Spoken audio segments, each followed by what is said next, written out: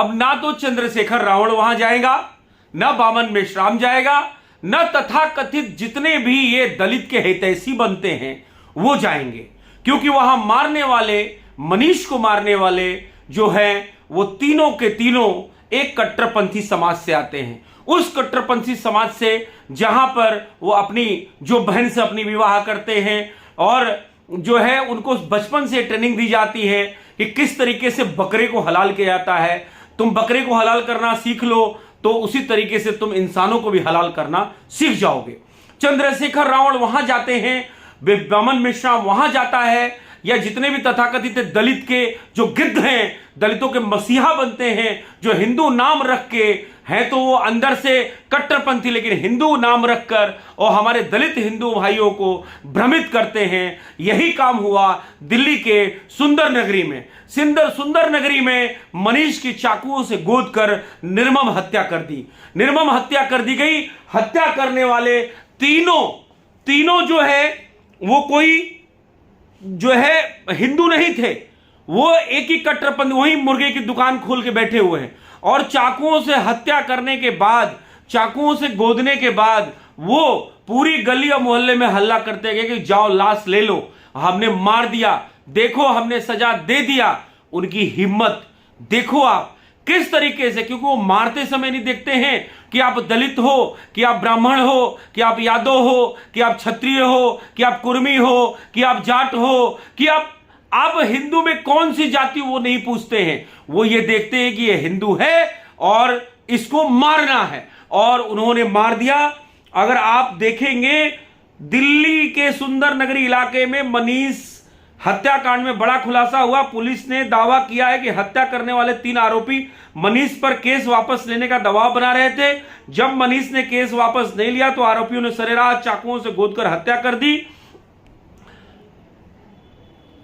जिसके बाद पुलिस ने ट्रेस किया। पूछताछ के बाद घटना पर पर्दा उठा लिया गया। पुलिस के मुताबिक नॉर्थ ईस्ट दिल्ली इलाके में रहने वाले 25 साल के मनीष, जो हमारा दलित भाई या दलित हिंदू भाई था, शनिवार को शाम 3 आरोपियों ने सरेआम चाकू से ताबड़तोड़ हमला करके हत्या कर दी। आरोपियों का नाम फैजान, बिलाल और आलम है। समझ में आ गया आपको? आरोपियों का नाम फैजान, बिलाल और आलम है। समझ गए आप कौन है? ये चंद्रशेखर रावण के भाई हैं, ये बामन मेश्राम के भाई हैं, ये तथाकथित जितने भी लेफ्टिस्ट पत्रकार हैं उनके भाई हैं, वामपंथियों के भाई हैं। चंद्रशेखर रावण ने नाम हिंदू रख लिया है, काम वो सारा इस्लामीकरण का करता है। और देखिए यहां पे वो नहीं पहुंचेगा क्योंकि मारने वाले इसके भाई हैं। बिलाल, ये 3 जो नाम हम आपको बार बार बता रहे हैं ये उसके भाई हैं, ठीक है? फैजान, बिलाल और आलम। मौके पर आसपास लोग मौजूद थे मगर किसी को मनीष बचाने हिम्मत नहीं जुटा पाई, जबकि हत्या करने के बाद आरोपियों ने गली में चीखते हुए आवाज लगाया कि मैं मार दिया हूं, लाश उठा लो, और भी दोनों भाइयों को मारेंगे। मनीष के और भी 2 भाई हैं, उसको भी मारने की बात चल रही है। मनीष के और भी 2 भाई हैं, उनको भी मारने की बात चल रही है, और वो मारेंगे क्योंकि हम तो यहां हिंदू में 75 जातियों में बटे हुए हैं, 500 जातियों में बटे हुए हैं, और यही चंद्रशेखर रावण जैसे गिद्ध जो है हमें बांट रहे हैं। यही बामन मेश्राम जैसा गिद्ध बांट रहा है। मैं बार बार सरकार से गुहार कर रहा हूं कि चंद्रशेखर रावण, भीम आर्मी और बामन मेश्राम जैसे ये गिद्धों को, इन कॉकरोचों को, इन राष्ट्रद्रोहियों को, देशद्रोहियों को तत्काल प्रभाव से इनके संगठनों पर बैन कराकर इनको जेल में डाल दिया जाए। लेकिन सरकार पता नहीं क्यों इवेट कर रही है। बड़े से बड़े और ज्यादा संहार हो उसका शायद इंतजार हो रहा है। अब जहां तक बात ये आ रही है कि मनीष की बात है, तो मनीष के 2 भाई हैं। मनीष के 2 भाइयों को मारने की भी उन्होंने धमकी दी है। तीसरी बात यह है कि ये कहानी शुरू कहां से होती है। सितंबर में 6 तारीख को जो है कोई मोहल्ले के अंदर झगड़ा हो जाता है। झगड़े में मनीष का 2 इन्हीं बिलाल और फैजान, इमरान, इन्हीं के भाई होते हैं, उनसे झगड़ा हो जाता है, और झगड़ा में मोबाइल के लेन देन पे झगड़ा होता है, और वो इसके गले को आधा चाकुओं से रेत देते हैं। रेतने के बाद वो दोनों गिरफ्तार किए जाते हैं। दिल्ली पुलिस गिरफ्तार करती है, दिल्ली पुलिस गिरफ्तार उनको कर लेती है। लेकिन यही बिलाल, यही फैजान, ये तीनों वहां इसको धमकी देते हैं कि वो किसी तरीके से जब गला चाकुओं से रेत जाता है और वो 2 जेल चले जाते हैं, तो मनीष का जो है इसका इलाज कराकर किसी तरीके से इसकी जान बचती, क्योंकि गला आधा रेता गया था, तो जान बचती है। लेकिन जान बचने के बाद केस चलता है। केस में जो है इसकी हेयरिंग होती है। अभी इसकी हेयरिंग थी, अक्टूबर के अंदर हेयरिंग थी। 27 तारीख को कोर्ट में डेट थी, 27 तारीख को कोर्ट में डेट थी कि वो डेट आगे बढ़ गई थी। तो अभी क्या था कि डेट पे जाना था, गवाही देना था, लेकिन उस गवाही के पहले ये 27 तारीख को मिलते हैं और कहते हैं कि अगर तुमने गवाही अगर अपना वापस नहीं लिया, अपना केस वापस नहीं लिया, तो हम तुमको जान से मार देंगे। उसके बावजूद जो है वो उसको जान से मार देते हैं। ठीक, उसको वो जान से मार देते हैं क्योंकि जज को गवाही लेनी थी उससे।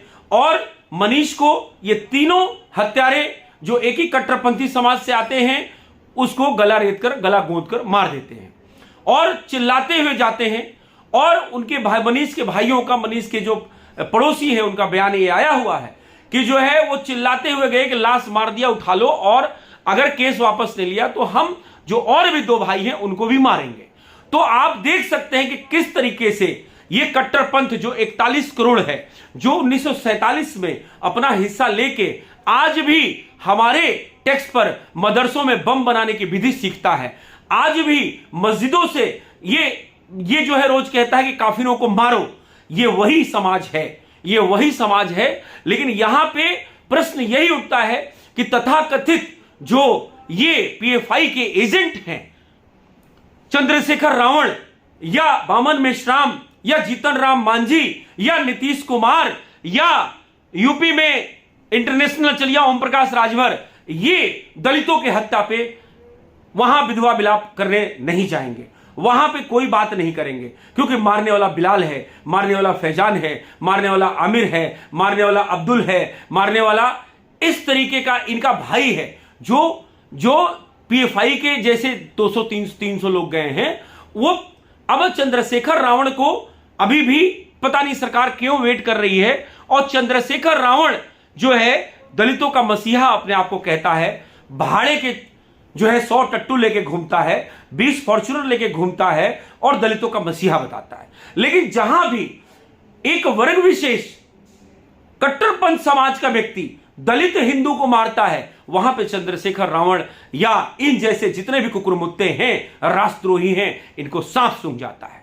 प्रश्न यह उठता है, मैं यही बार बार कहता हूं मेरे दलित भाइयों से कि आप मेरे दलित हिंदू भाई, आप मत बटो, क्योंकि आप बटोगे, जब बटोगे तब तक कटोगे। सुंदर नगरी दिल्ली की घटना हो या दिल्ली की ही नैना मिश्रा की घटना हो या लखीमपुर की तत्काल में घटना हो, जो हमारी दलित बहनों का यही 2 कट्टरपंथी चंद्रशेखर रावण के भाई, बामन मेश्राम के भाई, उनके खानदान के लोग जाके और 6 लोग मिलके उसका रेप करते हैं और उसके बाद फांसी में लटका देते हैं। यही जालौर की घटना एक दलित महिला की, इसी तरीके से 10 लोग पेट्रोल डालकर जला देते हैं। लेकिन इसी तरीके से झारखंड की घटना देख लीजिए, अंकिता के बाद एक आदिवासी लड़की की घटना देख लीजिए, उसको भी रेप करके फांसी में लटका देते हैं। लेकिन वहां पे बामन मेश्राम और लेफ्टी से जितने भी ये कुकुरमुत्ते हैं, राष्ट्र के तुरंत विधवा विलाप करते हैं, वहां पे ये इस तरह की घटनाओं पे इनको सांप सूंघ जाता है। लेकिन यही अगर हिंदू का आपस का कोई छोटा मोटा लड़ाई हो तो उसको घड़े का रूप देकर, उसको और भी किसी जाति पाति का रूप देकर, स्वर्ण दलित का रूप देकर, ब्राह्मण दलित का रूप देकर, और वहां पे ये अपनी रोटियां सेकते हैं।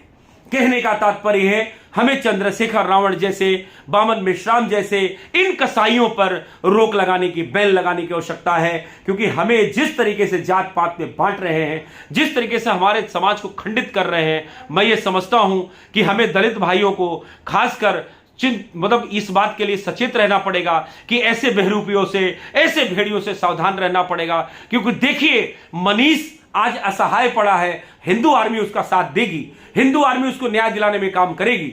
अभी हमारी दिल्ली में जितने भी हिंदू आर्मी के विंग्स हैं उनसे बातचीत चल रही है। हम मनीष के साथ हैं, हम हमारे सभी दलित हिंदू भाइयों के साथ हैं, हम उन 125 करोड़ हिंदू भाइयों के साथ हैं। लेकिन इन बहरूपियों से, इन घुसपैठियों से, इन देश में छुपे हुए गद्दार, चाहे वो बामन मेश्राम हो या चंद्रशेखर रावण हो, ऐसे लोगों पे रोक लगाने की और इनके बहकावे में न आने की, रोक लगाने की गुजारिश और इनके बहकाव में न आने की जो है विनम्र निवेदन हिंदू आर्मी आपसे करती है, इसी संदेश के साथ कि हे मेरे दलित भाइयों, आप हमारे अंग हो, हम एक हैं। हमें अंग्रेजों ने बांटा, मुगलों ने बांटा, अब ये मुगल के औलाद, औरंगजेब के औलाद चंद्रशेखर रावण, बामन मेश्राम जैसे लोग हमें आपस में बांट रहे हैं। इसलिए मेरे भाई बटो मत, क्योंकि जब जब बटोगे तब तक कटोगे। इनको तो ट्रेनिंग दी जाती है बचपन से कि बकरी जैसे हलाल की जाती है वैसे ये हिंदुओं को हलाल करना है। ये नहीं देखते हैं कि ब्राह्मण है कि दलित है कि क्षत्रिय है कि गुज्जर है कि जाट है, कौन है, ये नहीं देखते हैं। ये सिर्फ ये देखते हैं कि हिंदू है और वहां पे इनके कट्टरपंथी समाज का जो वर्चस्व रहे उस बात के लिए सदैव ये काम करते हैं। इसीलिए मैं कहता हूं, जब जब बटोगे तब तब कटोगे। है मेरे दलित भाइयों, है मेरे हिंदू भाइयों, आप आपस में मत बटो।